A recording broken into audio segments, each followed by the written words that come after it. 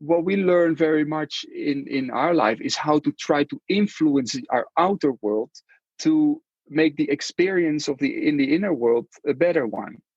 Instead, we should learn to tune and to harmonize our internal world so that we can have a more positive view on this reality.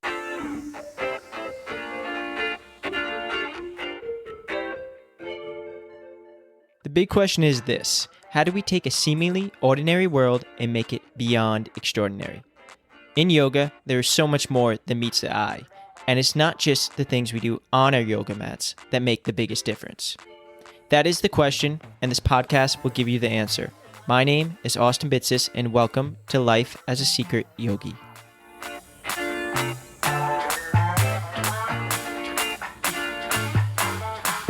So today's guest is Michaël Bijker, and our first ever guest to be on the show, not once, but twice. So Michaël, welcome back to the Life as a Secret Yogi show as we dive into part 2 of using breath and meditation to embody our secret yogi. So welcome back to the show, Michaël. Great to be back, Austin. Thank you for having me. Yeah, no, it's exciting to get to speak with you again. And if everyone listening right now hasn't checked out the first half of our conversation, you can do so by going to episode 14, which is the interview conversation, and then episode 15 for the guided breathing practice. Although if you are new here, let me introduce Michaël Bijker. He is the founder of the Life Awareness Project, which you may know as Yoga Lab. He has helped over 30,000 online students through his online courses.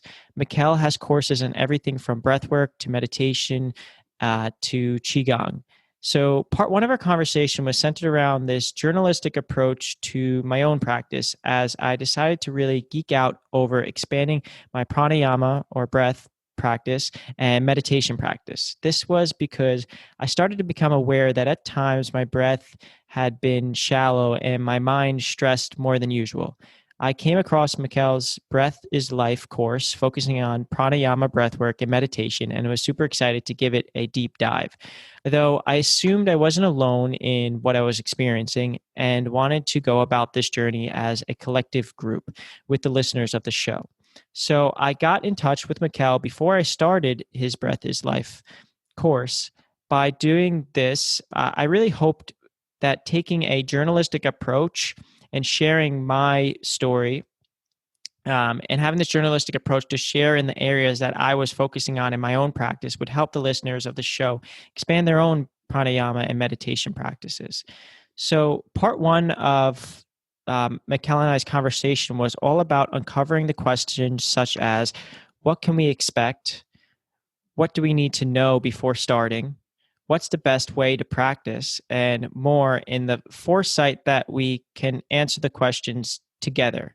So that was part 1. Part 2, being this episode, is all about the deeper questions around any points that need more clarification after I personally, and the listeners who've listened to part 1, have completed his Breath is Life course. This conversation will be more philosophical around the deeper points of the course, not specific on any specific breathing techniques or anything like that. But and one thing to mention is, by the way, is that this show is by no means affiliated with Michaël Bijker or Yoga Lab or has any financial interest. I just believe he's an awesome kick-butt yogi with immense value to share through his work and comprehensive courses that have now helped myself along with his thousands of students.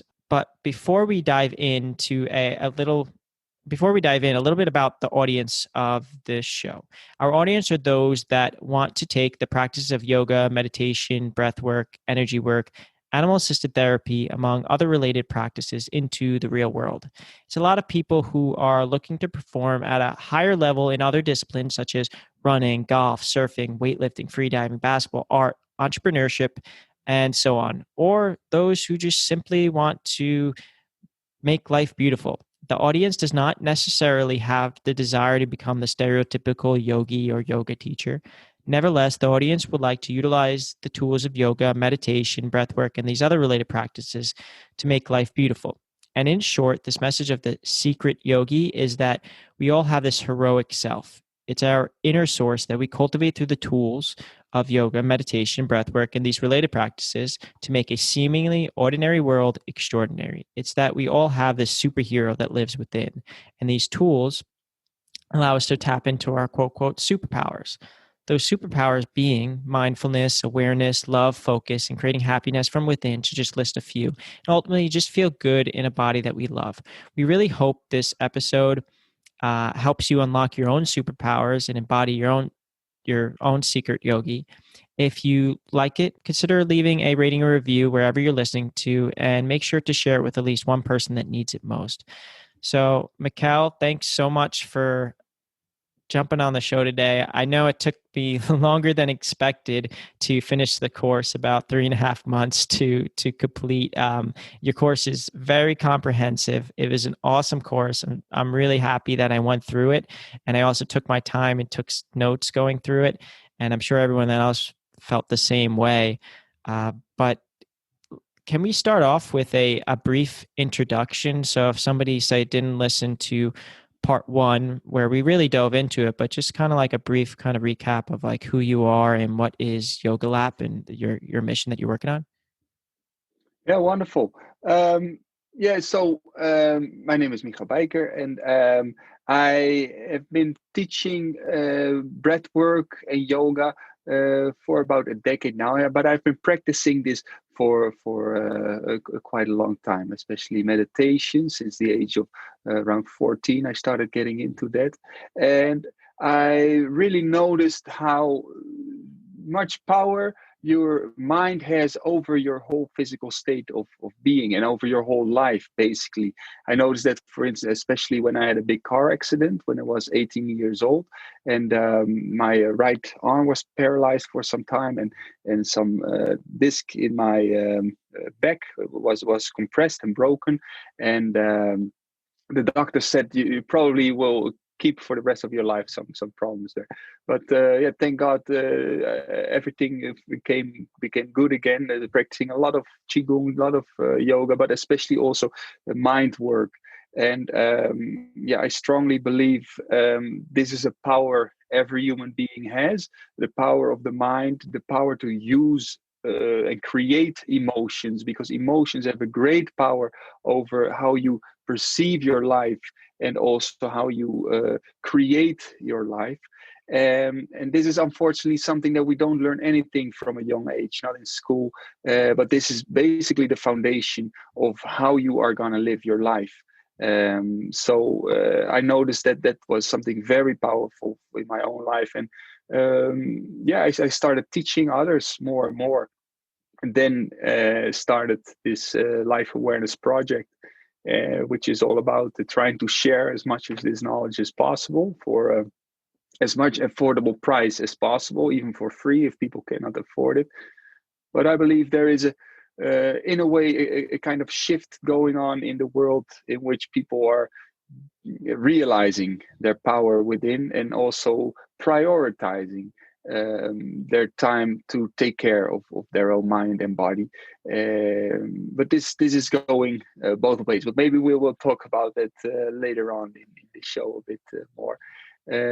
But so that is basically what I do. It is my mission in life is to help share this knowledge and empower and inspire other people to live from that source, that divine, godly power within, and create a beautiful planet for each other and ourselves.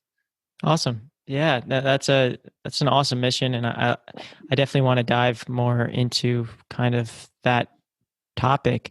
But before we dive in, can we break down maybe the course structure a little bit? I assume this is the most effective way that you found to learn or deepen your pranayama meditation practice. And one thing that I particularly found interesting was that I kind of went into it with the expectation of kind of more of like, okay, this is this technique, breath technique.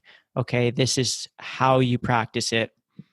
But you really kind of, and this is why it kind of took me so long, you not only took the aspect of what is the philosophical meaning and the greater purpose of it, but the second part is that you also had after each kind of exercise, you had at least like 2 to 3, sometimes 4 sessions of practicing that particular technique, which was really cool because then you put it right into action, kind of like the show where it's like we talk and then every episode is matched with an interactive practice.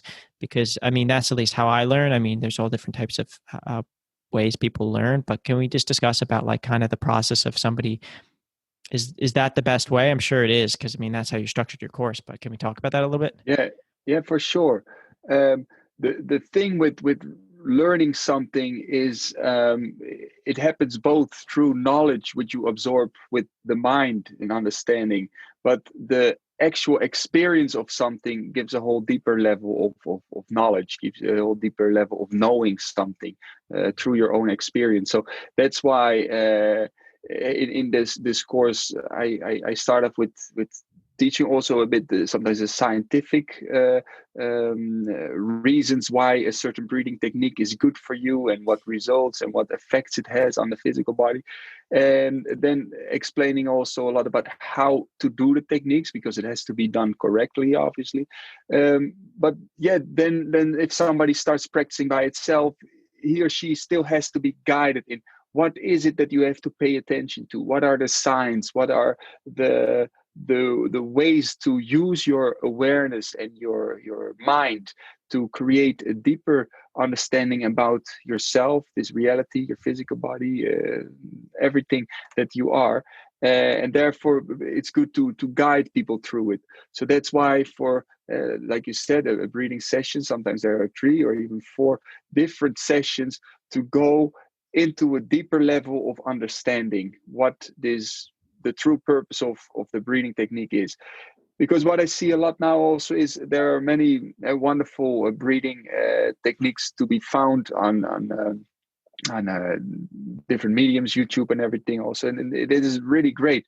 But it's a lot about just more or less getting high on your own supply kind of thing, or the free DMT release, but then people are still stuck in the level of wanting pleasurable experiences and not knowing how to deal with the other side of life, which is also on one side emptiness and suffering, and to be really liberated in life is not just to live in a fairy tale that everything is beautiful and nice and only pleasurable feelings, and as soon as there is some unpleasurable feelings, you start to quickly run away towards the pleasurable feelings again. It's accepting the whole package of life and kind of transcending yourself from that game of sensations, of wanting only nice sensations and avoiding suffering.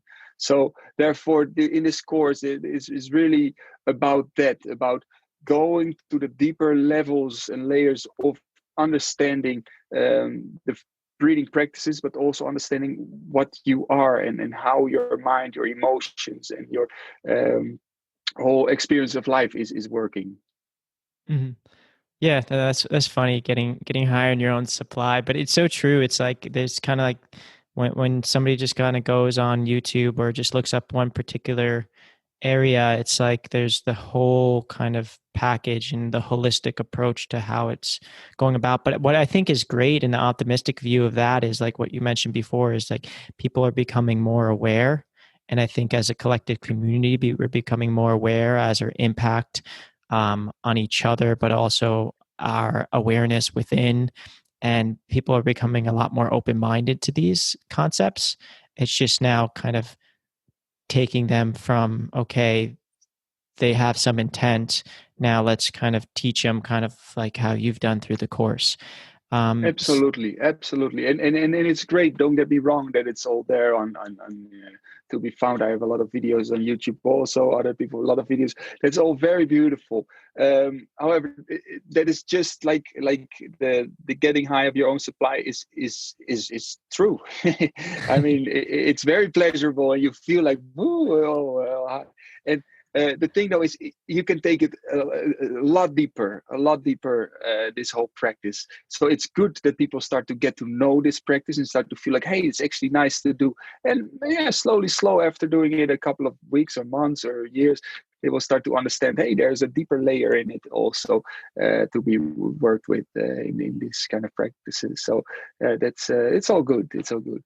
Yeah, definitely. And that kind of that actually just reminded me of a book I read by, I think it was by Seth Godin, and he talked about the dip, and it's like this kind of curve where it's like you kind of get this beginner's bump. Like if everyone listening right now, it's like this beginner's bump, and then there's this dip, and then you kind of continue to go up, up, up, and up. But most people stop at the dip, and that's like in anything in life where you have kind of this beginner's luck or this beginner's high, and you're like, wow, I'm like high in my own supply, like we're saying, and like we're doing these breath techniques. I feel amazing, and then it kind of just stops working as much, and then that's the dip. Or like maybe if you're a runner or weightlifting, it's like you get this really great workouts, you feel great, you're losing weight, and then it's this dip, and then that's where you have to really dive into your practice so much more into that deeper layer, and then once you get past that, you kind of just go on this upward trajectory.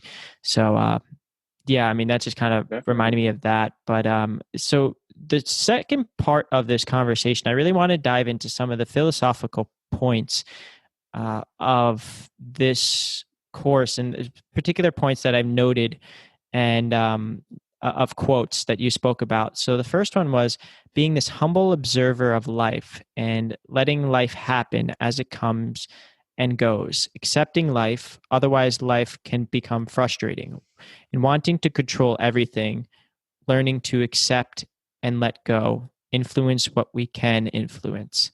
So can we talk about that a little bit more, about being this humble observer of life and like kind of letting life happen, like come and go? Yeah. Um, so there are two beautiful qualities that we have as a human being, and then one is to be able to be consciousness, just observe, and as a pure consciousness, observe, see, smell, taste, observe life as it flows. And on the other hand, also a very powerful thing, which is to create. We can influence other things in life. However, there are some things that we also cannot influence, and there is a fine balance in that, of wanting to always change things in your life in a way that you feel, then I'm gonna be happy. So we need to fix our life in a certain way and have all these possessions, and other people have to be nice to us, and creating life in all these different types of ways just to feel inner peace or happiness. But the truth is, of course, life is life. That things happen also not the way we want to. People around us will get sick, will die. That's a fact of this reality, that there is suffering, and that you and I, everybody that's listening, in about 80 years from now, we will have died hopefully from old age, in a nice way. But that's the fact of life. So being able to also observe life as it flows, there's a very big quality to really be able to do that. And this life, this reality is a constant flow of creation, which has been going on for eternity. We have a concept of time, and we think of beginning of time or end of time, but it's outside of time. It's a constant flow of creation. Let's say like a flower grows, a beautiful flower, and then it dies again and becomes earth, and then the worms eat it, they digest it, and it's again food for the next plant. And then maybe we eat an apple from the tree, the apple becomes our body, we use the energy of the apple to be able to move, to walk, to talk, to think. And then we put it out as waste, and another thing absorbs that again to grow. So it's a constant flow. Even on a bigger scale, stars explode, and then it comes together as planets, and then it goes maybe again into a black hole. Timeless, eternal flow of creation, which is, like I said, beyond our understanding of concept of time and space. It's we only know very, very little about it. However, we can start to understand that in a way, in every moment, and understand like, hey, life is just happening. I'm sitting here and I'm breathing, and I don't even have to control my breath, because breathing is something that happens naturally by itself. It's life, it's nature happening, and my heart pumps, and I hear maybe some sounds around it, and maybe my mind also creates certain thoughts. Sometimes pleasurable, sometimes unpleasurable. I have a certain judgment sometimes about, like, I like this thought, but I don't like that. I need to feel like this, and I don't need to feel like that. This emotion is good, and I don't like that. So constantly we are trying to fix ourselves in the moment in life. However, sometimes letting go and just completely accepting and becoming that pure consciousness is a very, very important characteristic that we should develop within ourselves as well. Otherwise, we will always try to fix ourselves and life and others and become frustrated with what we can't change, and then life becomes suffering. Because basically, resisting life as it flows, it's the feelings, emotions, thoughts, situations happening. Resisting it is suffering. So becoming able to accept, then we can free ourselves from suffering and also create, in a way, from a deeper source, life in a beautiful way. So therefore, becoming that humble observer of accepting, you know what, sometimes you feel a bit shit, sometimes you feel very nice, sometimes you feel super happy, and sometimes you have a bad day. Accept it for sometimes, just sit with it. And otherwise, you will always try to fix, and it becomes very tiresome. Yeah. No, I think that's a great lesson. And I liked what you said, resisting is suffering. So the second question I had, and these all kind of correlate off each other and they might overlap a little bit, but it's to this greater meaning. So, and this is a quote from you again: how you see the world is a reflection of your state of mind. If you want to brighten up your world, enlighten your mind. So can we talk about that a little bit? And I can repeat that Yeah, again if you need. no, for sure. So the way we experience this life, very simple example: if you have a bad day, you experience life in a very different way than others, right? Maybe um, you don't see the beauty, you don't hear the birds sing, or you just see how people are, or it seems like everybody is looking a bit grumpy, and maybe your boss is not so nice to you, and you're having a bad day, and seems like everything is working against you. And and on the other hand, sometimes you have a beautiful day and everything seems to flow, everything seems to go nice. Is it that the world has changed all of a sudden, or is it that your mind and your emotional state has changed? Because the way you take things in through the eyes and process them with your mind depends greatly on what type of interpretation you put on it. So if you uh, they did tests with this actual tests, so experiments. They had a group of people which had they were shown 100 photos. 50 photos of them were of nice things happening, and 50 photos of them were of not so nice things happening. So one slide of 50 photos was of weddings and birthday and party. Other was maybe funerals and people crying and this and that. So the people that were feeling mentally depressed was a group of people that they was shown, and they saw many more photos of not so nice things happening. They showed the same slide of 100 photos to people that were feeling uplifted and generally feeling positive, and they said they saw a lot of more positive things happening. So your state of mind just filters out what suits it. So also your whole emotional state and your mind state, of course, it just determines what you filter out and how you perceive your life. So therefore, what we learn very much in our life is how to try to influence our outer world to make the experience in the inner world a better one.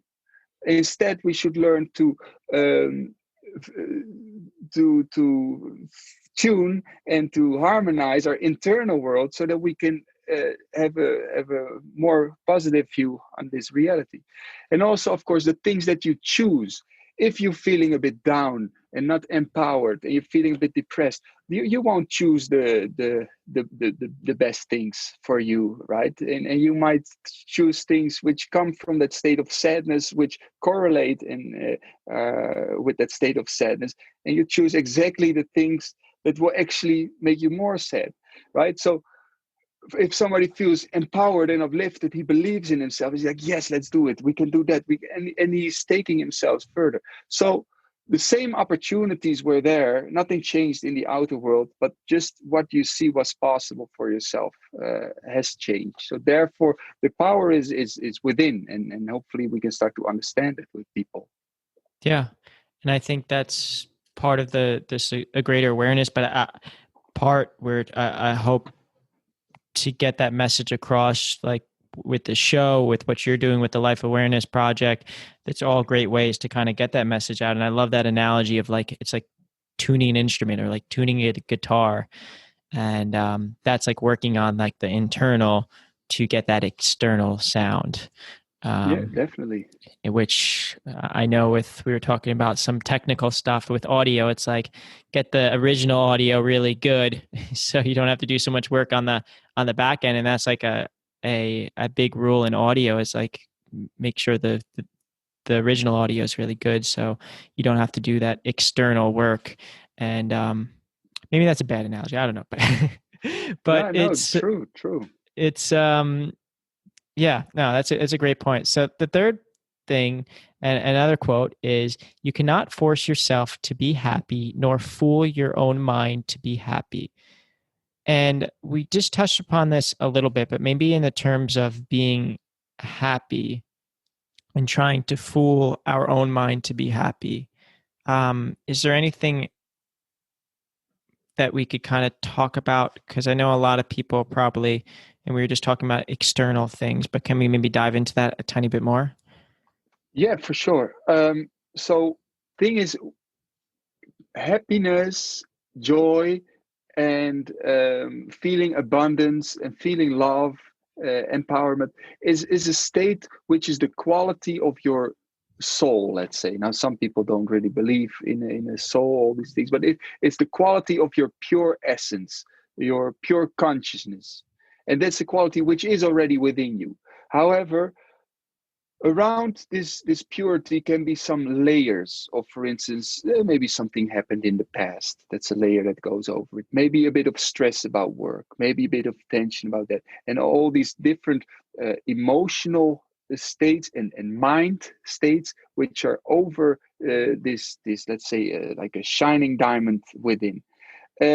So you can pretend on an outer layer to, okay, I put another layer over it. I'm happy. Yeah, I'm gonna be happy, and try to fool yourself to be happy. But underneath that layer of pretending is still all these layers of let's say crap, which is around your pure source, right? So it's about, and that's what we do with all these breathing technique, with meditation technique, is starting to peel off these layers. Okay, you sit still for some time for meditation after a breathing session, for instance, and you feel, hey, there's actually still a bit of tension. Maybe there is for some people, some trauma, or you notice, hey, I'm actually still very agitated about worrying about my work or my breakup some time ago, and you start to become able to peel it off, until what is left is that state of pure consciousness. And this is something, of course, also which one has to experience. It's no lightning and firework, but it's that state of being able to sit and completely accept and be like, all right, it's life happening. There's life happening. So then it's not fooling yourself anymore to be happy, but you transcend the mind in a way that you stop trying to fix on a mind level, because you're trying to fix on the same level at which a problem is created, right? You're trying to solve a problem at the same, and Einstein said something about that also. You can't solve a problem with the same, I'm not sure how it went, but with the same concept it's being created in. So that goes same. You have to transcend the mind, so to let go of the mind, and then you become able to reach that pure source of a pure consciousness. Yeah, no, that's Very true. I love the way you frame that. And I'd love to get your opinion on social media, because I know a documentary that recently came out. I don't know if you've watched it before, but The Social Dilemma just became very popular. And I'd love to know your opinion on social media as such a big part of people's life now and influencing their happiness. Yeah, I watched that documentary some time ago as well, and yeah, very very true. And this is something, not to tap myself on the shoulder or anything, but which I spoke about some years ago already. That people start to become in their own bubble of thinking how the world thinks. I noticed that, for instance, when I started to go on Facebook, and it seemed like everybody is starting to do more yoga, and everybody started to become more mindful. The world is such a beautiful place. But then I would have my friend next to me who was not with yoga or anything, and he would have a whole different Facebook wall, and things being shown on the Google searches and everything. So um, definitely there is a big addiction. It's the greatest addiction of our time, I think, the screen addiction, in which people get their information, their entertainment, their work, everything through the screen. And the thing is that there are so many beautiful, beautiful things to learn online, and like like the courses, online courses, and all these things. Your podcasts, so many beautiful things. But there are so many um, ways in which there is also so much, let's say, crap attached to it, which comes with it. So if you surf online and you look for a nice course and you search it up, there's so many on the side tabs, maybe some advertisements coming up, or in Google search some other things, and you lose yourself completely again in other things. So I think a very important thing, and this is also in some of the other courses I'm trying to help people with, is to start disconnecting more with the screen and connect more with nature, or with, if you live in a beautiful city, go to the parks or beautiful nature or people. And this is something very important. um, Another thing, what I advise people to do is to put their screen of their telephone on black and white sometimes, and they'll notice that it all of a sudden is not so interesting anymore to look at your phone constantly. It's also like it's been explained also in that movie, how every app, everything is just created to keep getting your attention and to keep you attached to the screen. So one way to break that is to make it less interesting to watch the screen, but make it black and white. Just do the important thing, or get an old Nokia telephone, which has not a smartphone. But there's a shift happening, a big shift in this world. On the one hand, Speak of nature. hey, nice one. I have one here as well somewhere, a nice cat. Um, the thing is that it's going in two directions very strongly. Everything, both the way people are dealing with their health, both the way people are dealing with their consciousness. Some people are becoming very conscious, starting to really develop more in ways of self-knowledge, meditation, empowerment, and other people are more starting to live in fear, more starting to live in worry, um, all these different things which are very disempowering. And you see that also in extreme ways of thinking, with some people becoming very racist and other people becoming very anti-racist, and everything is going into more extremes. And this is a sign that a new time is starting to happen. Yeah, but no, everything you're saying about social media, I really liked. I kind of like your recommendation of like black and white, or kind of getting away from the screen time and getting into nature, because that's a huge part of this show. And I strongly believe that. But I also like you mentioned that there's this great aspect to it and this world of knowledge that we open up, and that, like, an optimistic viewpoint is like, yeah, you could go totally dark, but then you're also missing out on a lot of great things, kind of like For this sure, for conversation, sure. like your course and the work that you're doing and the work that a lot of other people are doing and that's the reason that people are becoming more aware. Yeah, And in terms of but this bubble, and I feel it with myself where it's kind of like everyone's on their own little island, yeah, and and you don't really get to see what other people's island are, and exactly what you mentioned, because I actually work in advertising and marketing, and so I'm on the other end of things as well, and I see it as the marketing is getting better. It's getting to this aspect of, yeah, Buddha is the star of this show, but but yeah, so I realized it on the other end of things as a digital marketer, as somebody who runs paid media for a whole bunch of startups and companies.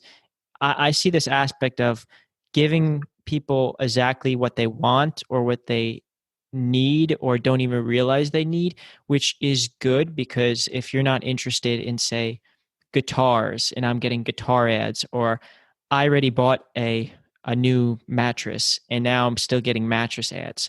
One, it's a waste of money for the advertiser, but it's also irrelevant for that person to consume. So, but you get caught in these islands and these bubbles, and like you said with your friend, like if you take your friends or your significant other's phone and you kind of scroll through Instagram or Facebook, you'll notice that it's a totally different world.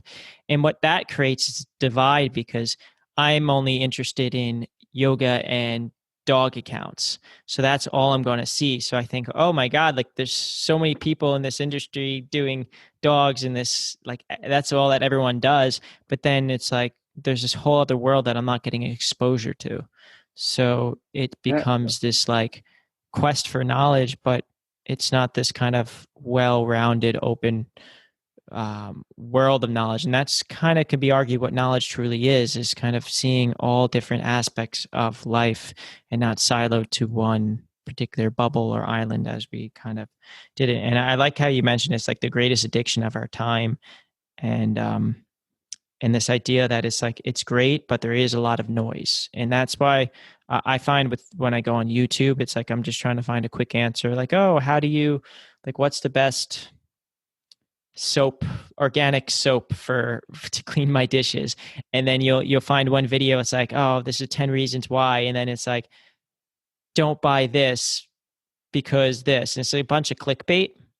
So it's like you Mhm. kind of click it, and then it leads you down these funnels and and I think in the show it mentioned something about like the Earth is like flat videos, like the whole Mhm. movement of that, and it's like you constantly, there's all this clickbait to kind of keep going and confuse you almost. So Mhm. I love Mhm. aspects of online learning like your course or like online courses, because it takes you from, okay, I have a goal, I want to learn something, it takes you from point A to point B, and it's just a clear route without all the sidebar things like you've mentioned. But yeah, No, it's really definitely. Or another advice I would give people is, I mean, social media is a beautiful thing to stay connected with people, but there's so much noise also, and um, it's good. What I have, I use it a lot, of course, to share some knowledge and all that, but to unfollow and unfriend everybody that you have not real interest in. And all of the sudden, I have that with Facebook. You just unfollow pretty much everybody, and then your Facebook wall is empty, so there's nothing to scroll, right? Or your Instagram wall, it's empty because you don't see any feed. Um, or unless you have some people that you're really interested in, Austin or Secret Yogi or myself. Uh, However, the amount of time with the scrolling and people can waste their time on. If you would see that some people do that every time they have a little moment, just like 10 minutes to wait for something up the phone as well.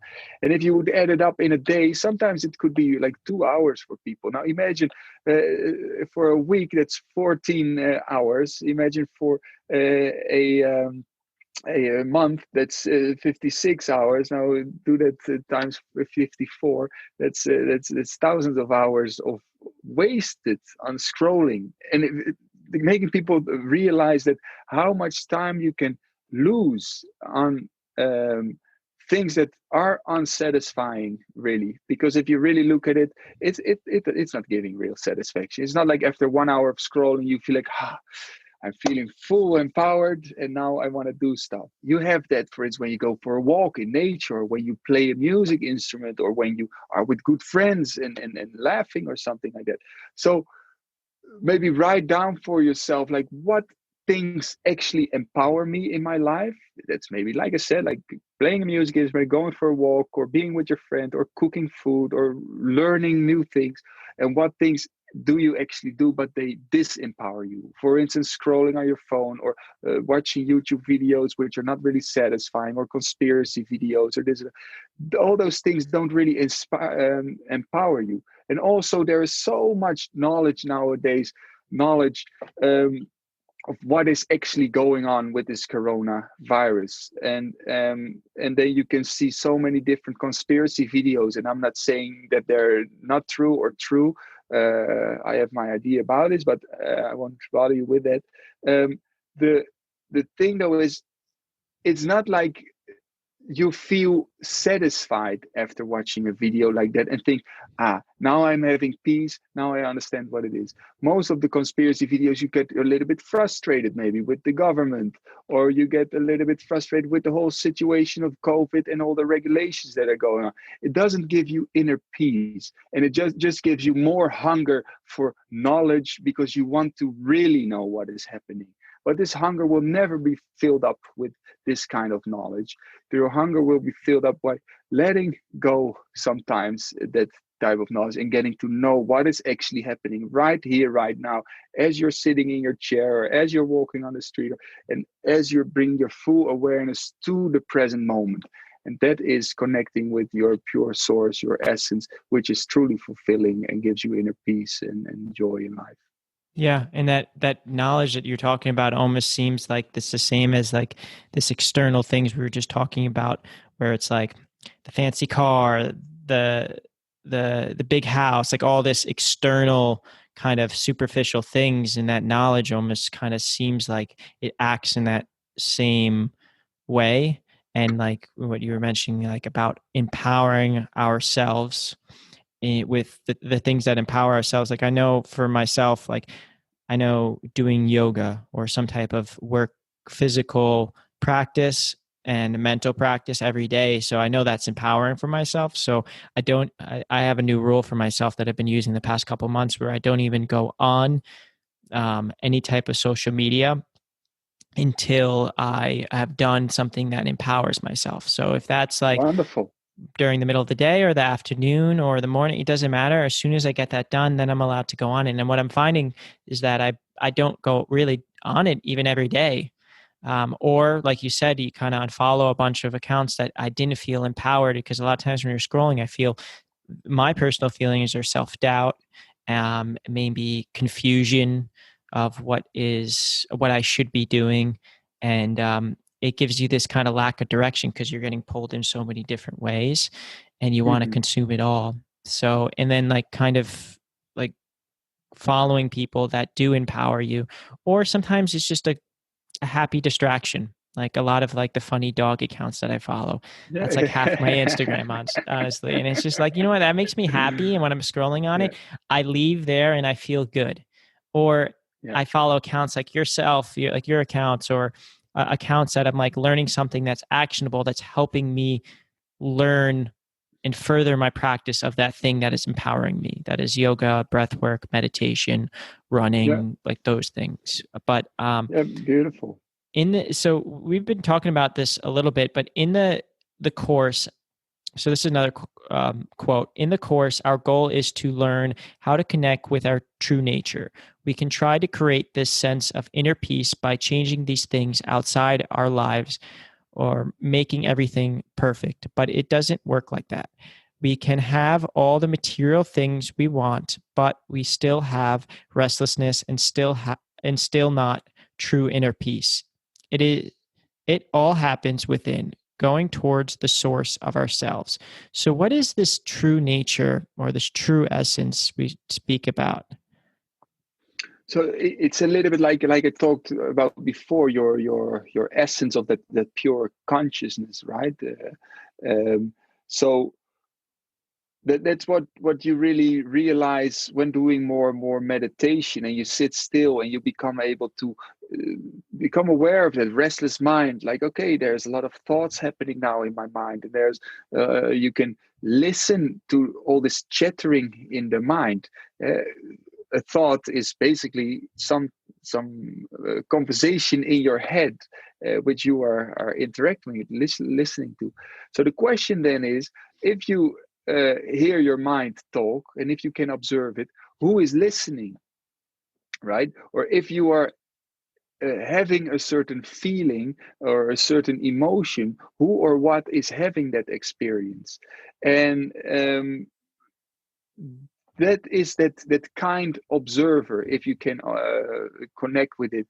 It's a little bit like, instead of um, identifying with the object of a certain thought and think, okay, you have to interact with the thought and solve the thought and interact, or there is a certain emotion which pops up. It's like you become aware of the space in which all these things are happening.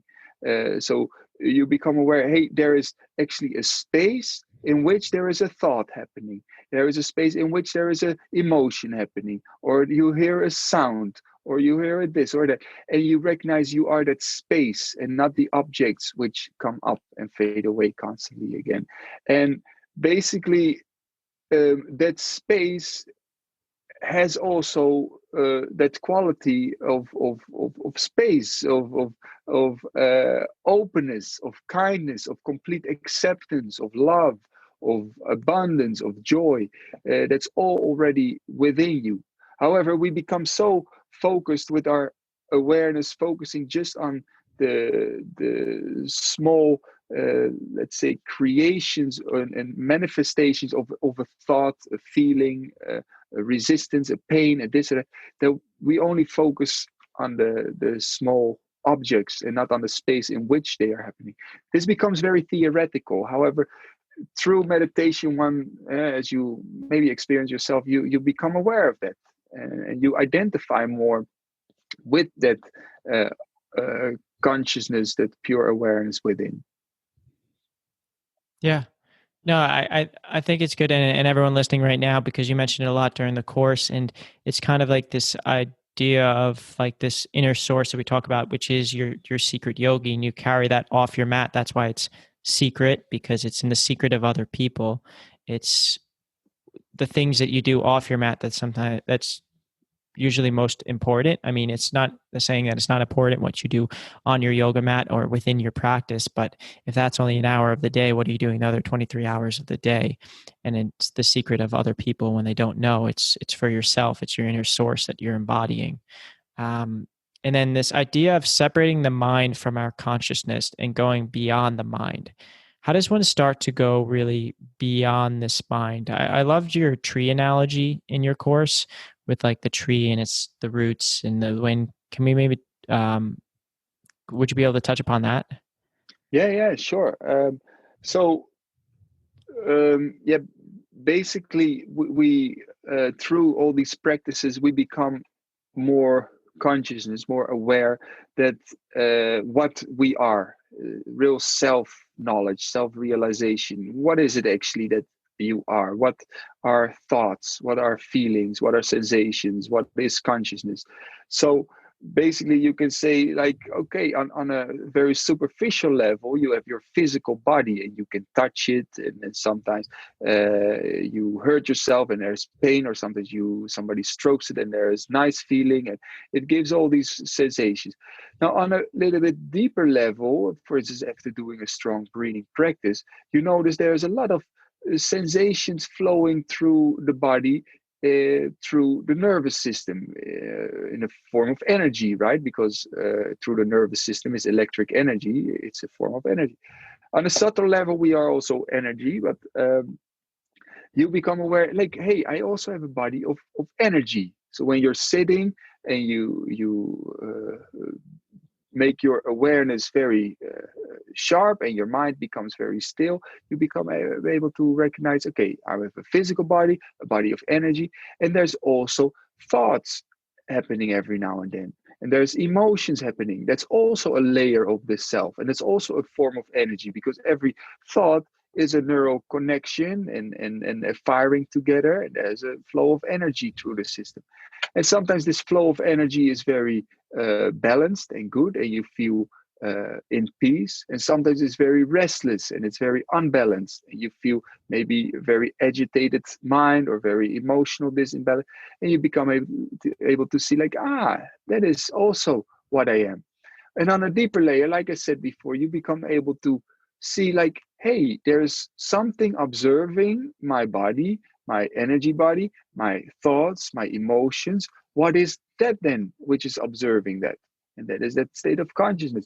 So a bit like a tree, you become able to become aware of not just the branches of the trees. We can say that's the physical body and the leaf, but also uh, you bring the awareness more down to the tree, to the trunk of the tree, and you recognize, like, okay, there's that stable foundation. There is the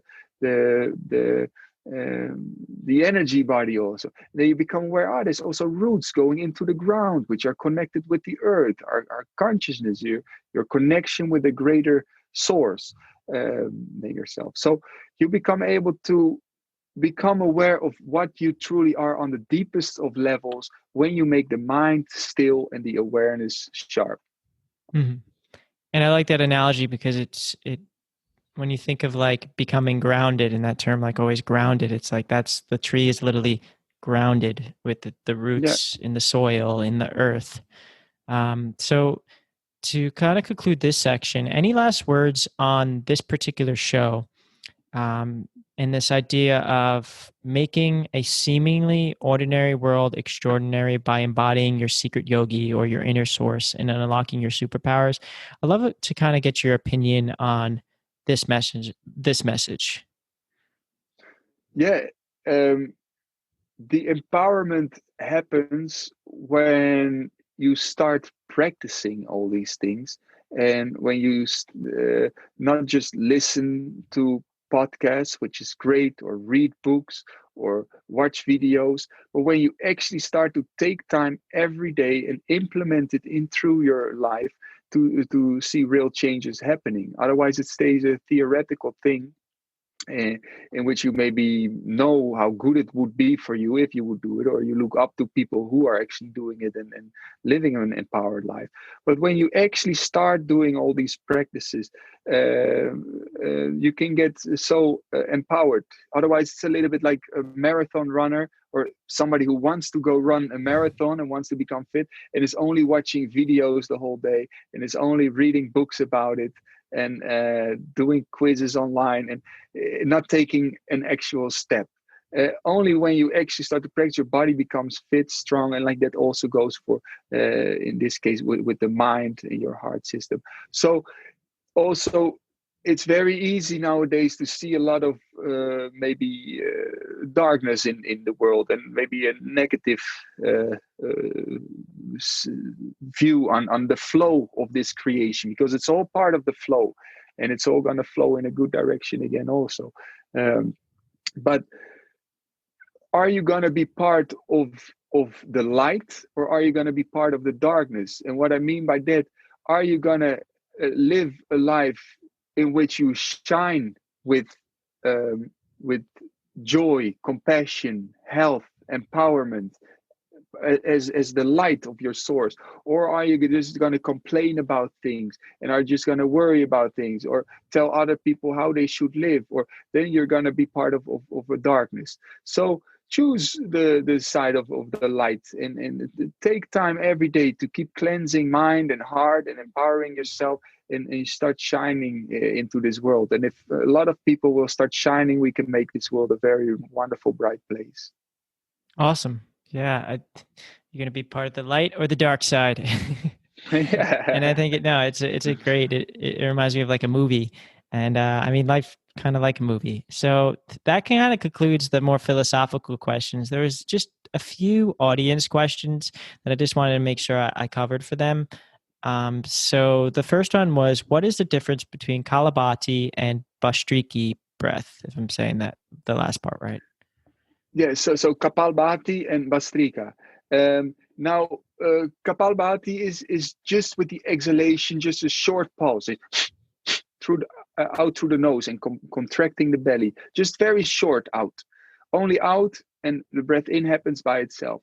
Bastrika is both inhalation and exhalation, also with just the abdominal area, also through the nose, is both with strain.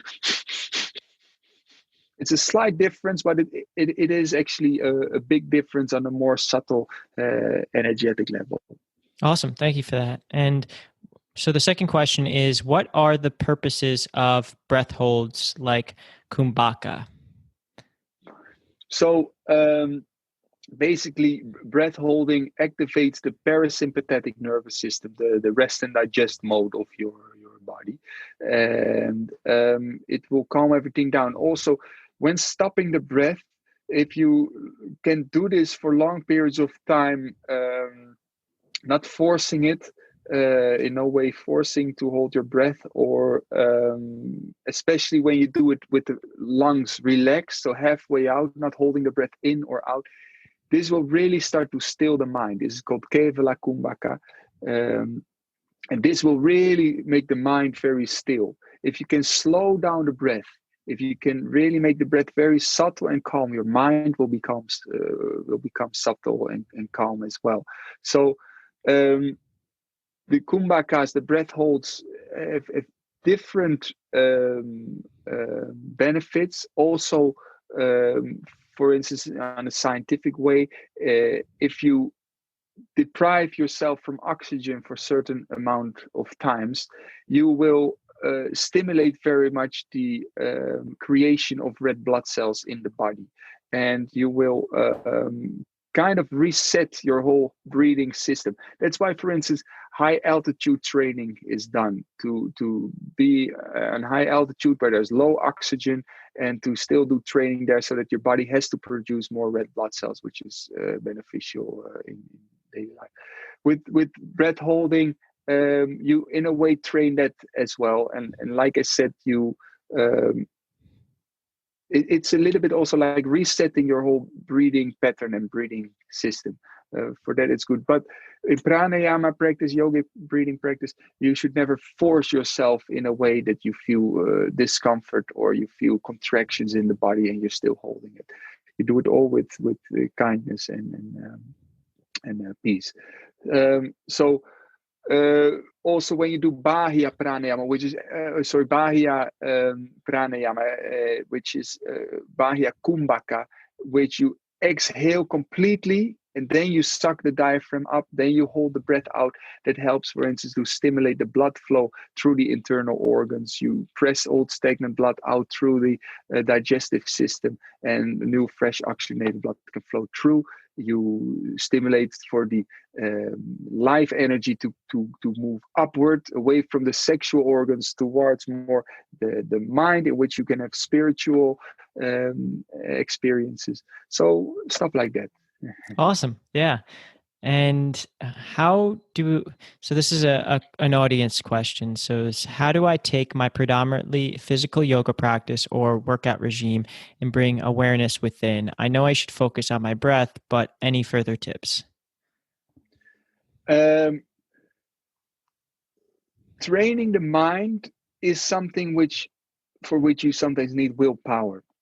And for very physical moving yoga practice, which has its own benefits. It's also good, don't get me wrong, but for some people is kind of easy to do because they have a restless mind, and a restless mind likes to be busy. However, if you want to train your mind, you have to start slowing down and start undoing. And for instance, staying in yoga poses for a really long time, and the mind starts to go like, I want to get out, I want to start moving, I want to do stuff.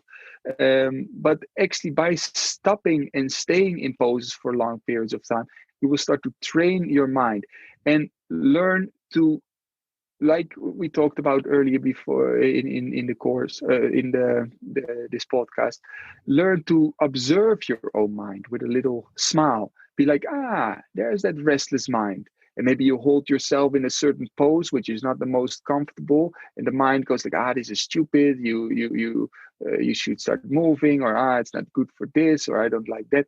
And then you start to observe like, there is that restless mind. Now I got you, and now I'm starting to train you, if you know what I mean, with kindness. A bit like a dog, or a little bit, let's say, like a very powerful dragon. And this powerful dragon has normally maybe the control over you. When it's hungry, it goes, I'm hungry, you need to feed me. And then you're like, okay, yeah, sure. What do you need to eat? I give you some food.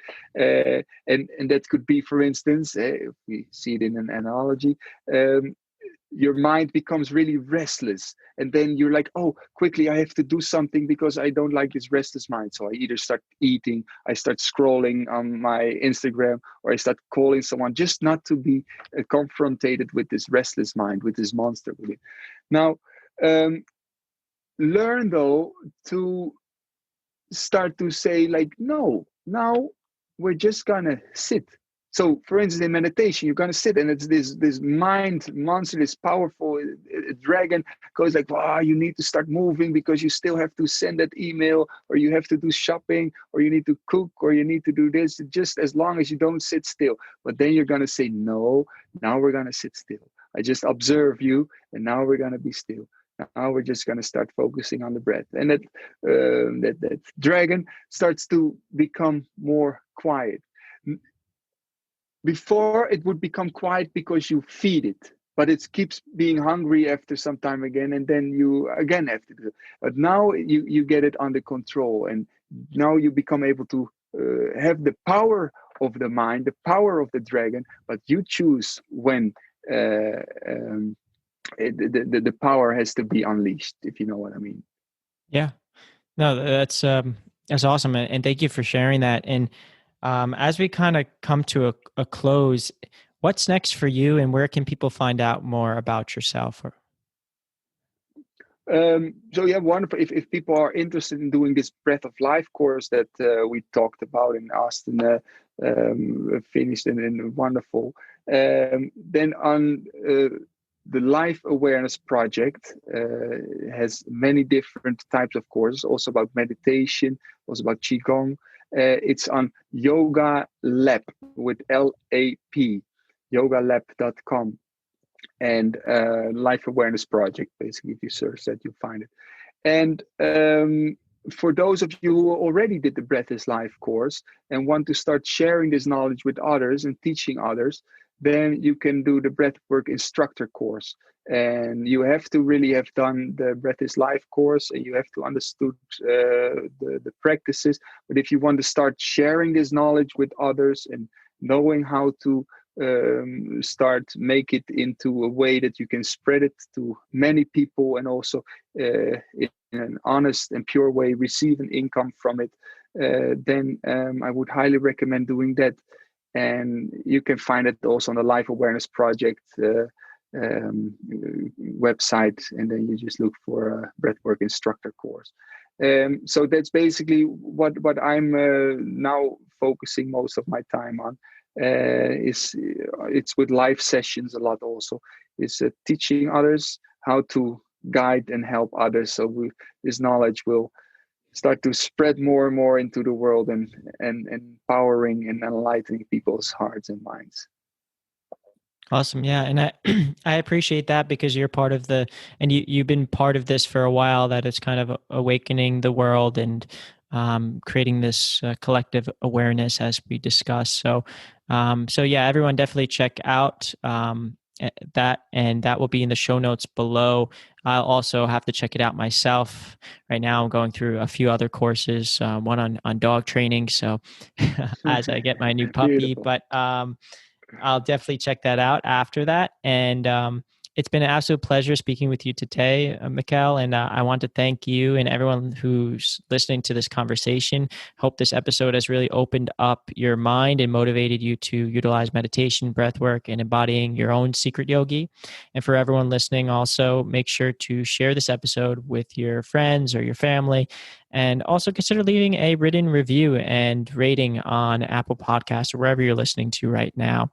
Also, make sure to check out www.secretyogisociety.com and reach out to me if you have any questions, feedback, or recommendations. And Michaël, it was an absolute pleasure speaking with you again today, which was great to kind of reconnect with you. And I'm glad that you're doing well, and you continue to support this mission and bring light to the world. So thanks so much. Wonderful. Thank you for having me, and you keep inspiring other people as well with your work. And I'm sure we'll maybe do another podcast in the future again Definitely, yeah. about something. Wonderful.